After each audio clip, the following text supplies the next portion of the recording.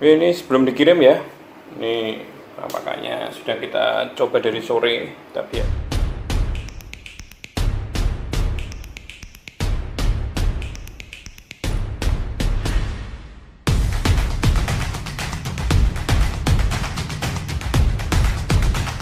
Teman-teman, kita akan ngulas Vmix yang kita kirim. Ini stok lebaran, jadi lumayan lama ya. Kita bikin beberapa unit, ini masih ada satu. Terus kita rakit, bahannya sudah kita siapkan, baru tinggal kita rakit. Ini ruangan podcast kita, sederhana sekali, dan ruang kontrolnya ini. Tapi kita nggak bahas ini dulu. Ini dia Vmix.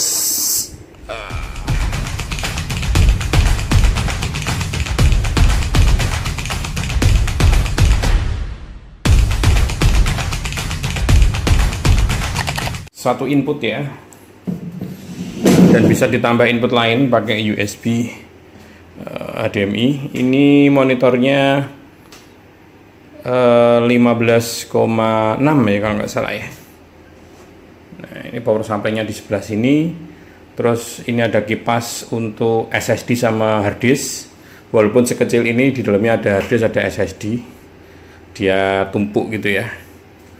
Ada dua. Untuk sistem operasionalnya kita pakai SSD 128 GB, bukan 120 ya, tapi lebih, ini 130 atau 128, saya lupa.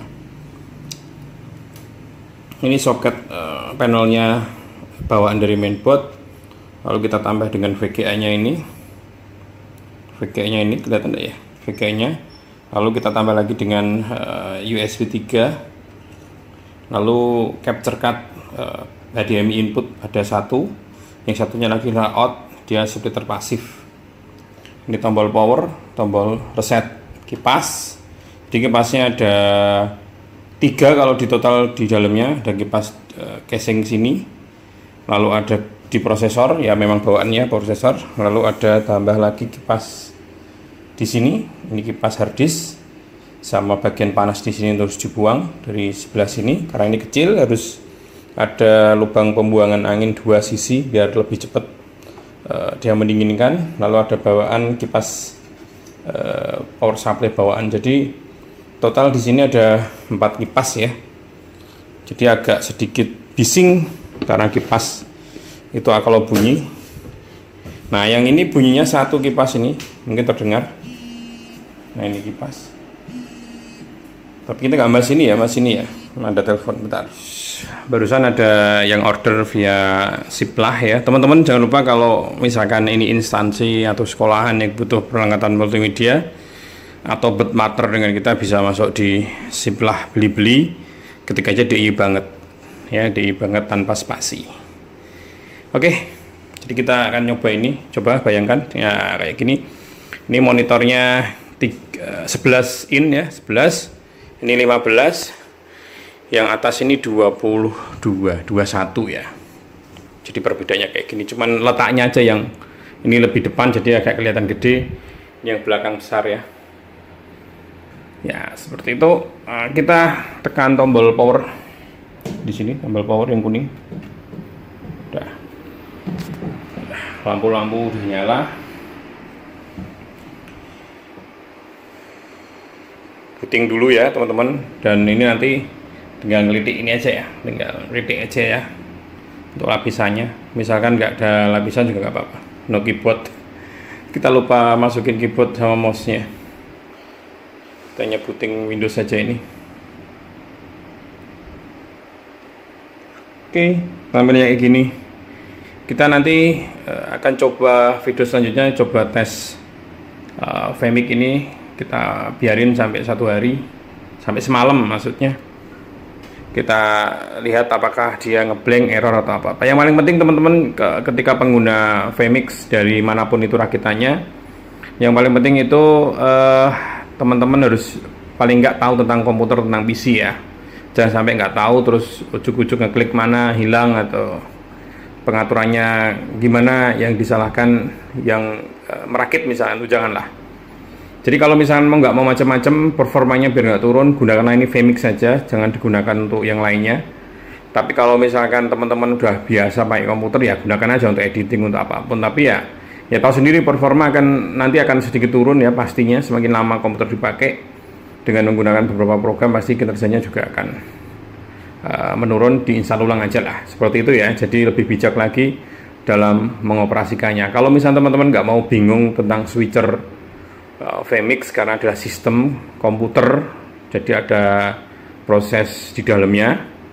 Ya, bisa menggunakan sistem kayak gini. Kalau misalkan nggak mau repot, nggak mau ribet, nggak mau tahu gitu ya, atau mungkin nggak tahu sama sekali tentang komputer, janganlah.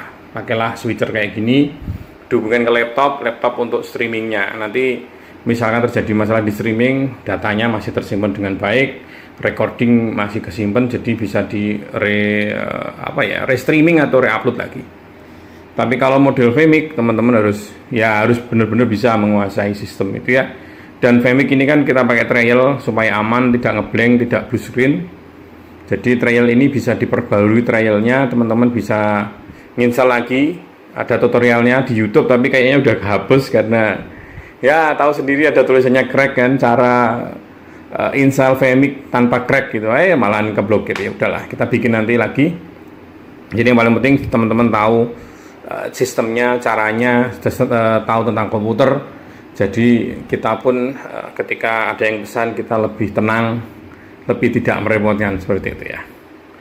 Oke, boleh merakit kayak gini, sistemnya kayak gini. Kalau di meja podcast ini kita contoh-contohnya kayak gini. Ini bahas sedikit aja ya.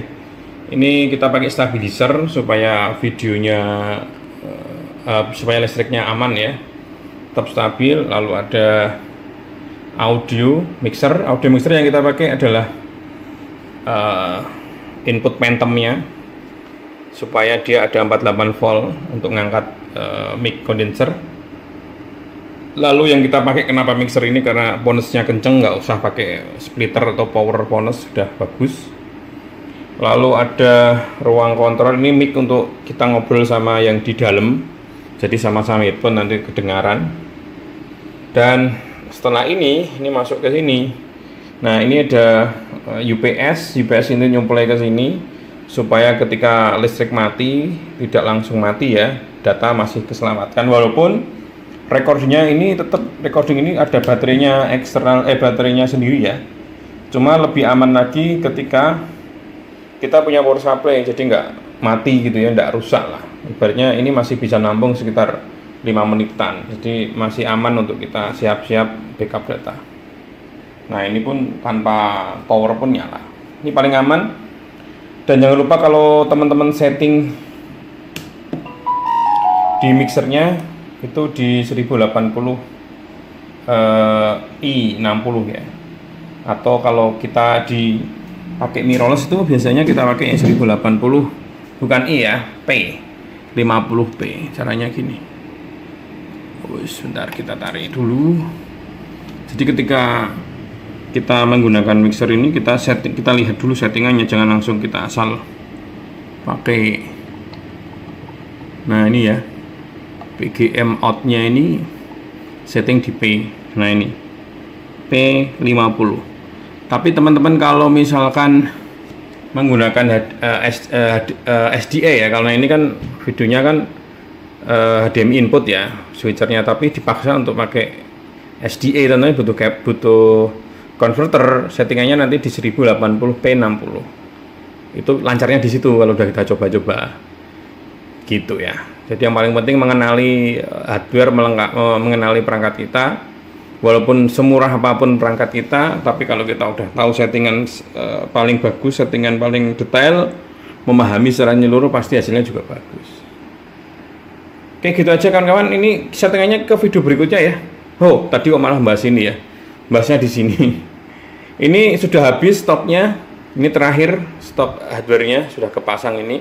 Jadi teman-teman kalau mau pesan nanti harganya tentunya beda ya. Spek sama tapi harga tentunya beda. Oke, saya Adi Pras.